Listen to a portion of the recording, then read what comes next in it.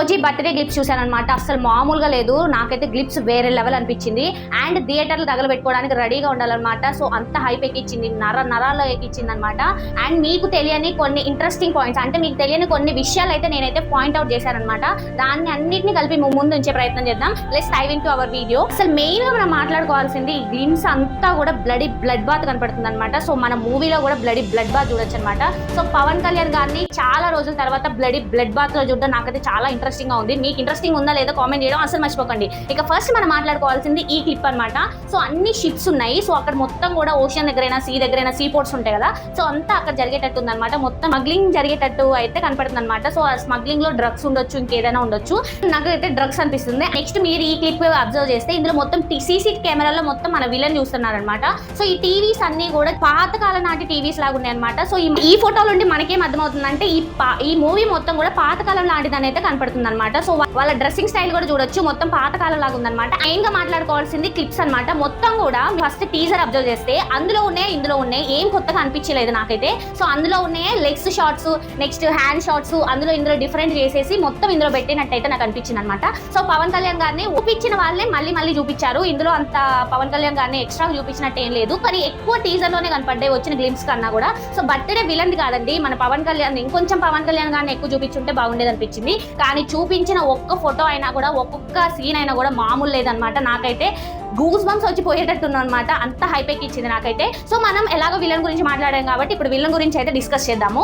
Villain వచ్చేసి ఇమ్రాన్ హష్మి. ఈయన అయితే బాలీవుడ్ కా బాద్షా అని చెప్పుకోవచ్చు. సో అక్కడైతే పాస్ తగ్గిపోయింది, ఆయనకు అంత హిట్స్ లేవు, అంత మంచి మూవీస్ లేవు. ఆయన అంతా కూడా మనకి ఇప్పుడు ట్రెండ్ వాళ్ళని అడిగినా కూడా ఆయన ఎవరో అనిపిస్తారనమాట. సో 90s వాళ్ళైనా కాబట్టి వాళ్ళైతే వాళ్ళు గుర్తుపడతారనమాట. కానీ ఈ టాలీవుడ్కి వచ్చాక, అంటే తెలుగు ఇండస్ట్రీకి వచ్చాక ఆయన పస్ అయితే పెరగాలని అయితే నేను అనుకుంటున్నాను. ఎందుకంటే తన లైఫ్ టర్న్ చేస్తారని అయితే నాకు అనిపిస్తుంది. ఇంకా చాలా మంది విలన్స్ ఉన్నారు, అప్పటి వరకు ఏం తీయకపోయినా కూడా మన యానిమల్ విలన్ కూడా అబ్జర్వ్ చేయొచ్చు. ఆయన అప్పటి వరకు కూడా ఎలాంటి మూవీస్ తీయలేదు, కరెక్ట్ మూవీ ఏం పడలేదు. కానీ యానిమల్ మూవీ వచ్చిన తర్వాత ఆ విలన్ కి అయితే క్రేజ్ వేరే లెవెల్ వెళ్ళిపోయింది అనమాట.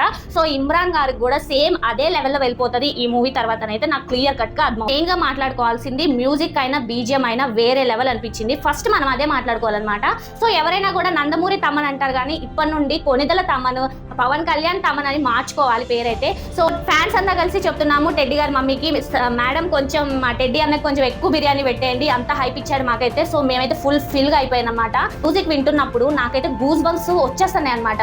అండ్ మనం మెయిన్ గా విషయానికి వచ్చినట్లయితే ఈ క్లిప్ లో అబ్జర్వ్ చేయండి, ఇక్కడ కార్ ఉందన్నమాట. సో కార్ ముందు ఒక గన్ను పెట్టాడనమాట. సో అదేంటంటే దానికి ఎలాంటి సింటమ్ ఇస్తుందంటే, సో అప్పుడే విలను లేకపోతే ఫైటింగ్కి వెళ్ళి రావచ్చు, లేకపోతే చేసిన ఇంకొక ఫైట్ కోసం వెళ్ళొచ్చు, హీరోతో ఫైట్ చేయడానికి వెళ్తున్నట్టు అయితే నాకు అనిపించింది అనమాట. అండ్ మనం మెయిన్ గా మాట్లాడుకోవాల్సింది, సో ఇక్కడ మనకి ఓన్లీ ముందు కనపడుతుంది కదా. సో ఫస్ట్ పవన్ కళ్యాణ్ గారి బర్త్డే సందర్భంగా డివివి వాళ్ళు అయితే ఫస్ట్ ఒక ఫోటోని రిలీజ్ చేశారు కదా. సో అందులో మీరు అబ్జర్వ్ చేయండి, డాడ్జ్ అని ఉందన్నమాట. సో డాడ్జ్ అంటే మీనింగ్ తప్పించుకో, మనకి ఇండైరెక్ట్ గా కాదు డైరెక్ట్ గా చెప్తున్నారు. ఓజీ నుండి తప్పించుకోవాలి, ఎంత వీలైతే అంత స్పీడ్ గా పారిపోవడం నయ్యం, లేకపోతే ఎంత దగ్గరగా వస్తే అంత డేంజర్ వాళ్ళకనైతే క్లియర్ అండ్ కట్ గా అర్థమవుతుంది అనమాట. సో ఇక్కడ ఈ కారు అక్కడ టీజర్ లో ఉన్న బ్యాక్ మనకి ఫస్ట్ చూపించిన కారు ఒకటే అనమాట. సో కొత్త ఏం చూపించలేదు, చూపించినే డబుల్ టైమ్స్ చూపించారని అయితే నా ఫీలింగ్. ఇంకొంచెం ఎక్స్ట్రా చూపించుంటే బాగుండేది. కానీ మన సుజిత్ చాలా తెలివైనోడు, ఎక్కువ చూపించేస్తే ఇంకెక్కువ ఎక్స్పెక్టేషన్స్ పెట్టుకుంటారు. వాళ్ళకున్న ఎక్స్పెక్టేషన్స్ తో వెళ్తేనే ఇంకొంచెం బ్లాక్ బస్టర్ అవుతుంది.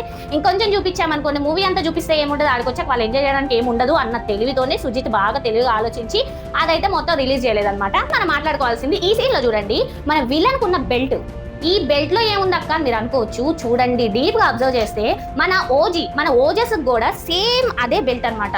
సో వీళ్ళిద్దరిది సిమిలర్ గా ఉంది బెల్ట్. అండ్ పేర్లు కూడా మన విలన్ వచ్చేసి ఓమి అంట. సో మరి ఓమి అంటే ఓజస్ మిలాయ్ ఉండొచ్చు, ఓజస్ మిరాయ్ ఉండొచ్చు, ఇంకా ఓజస్ తోనే స్టార్ట్ అవుతుందని అయితే నేను అనుకుంటున్నాను. ఎందుకంటే ఓజస్ అంటే మెయిన్ ఎనర్జీ, స్ట్రెంగ్త్, ఇక్కడ ఎవ్వరూ తగ్గట్లేదు. సో ఓజస్ గంభీర్ అయినా, ఓజస్ మెలాయ్ అయినా కూడా ఓజస్ అనేది సిమిలర్ గా ఉంటుందని అయితే నాకు అర్థమవుతుంది అనమాట. సో ఓజస్ అంటే మనకి మీనింగ్ వచ్చేసి స్ట్రెంగ్త్, ఎనర్జీ అనమాట.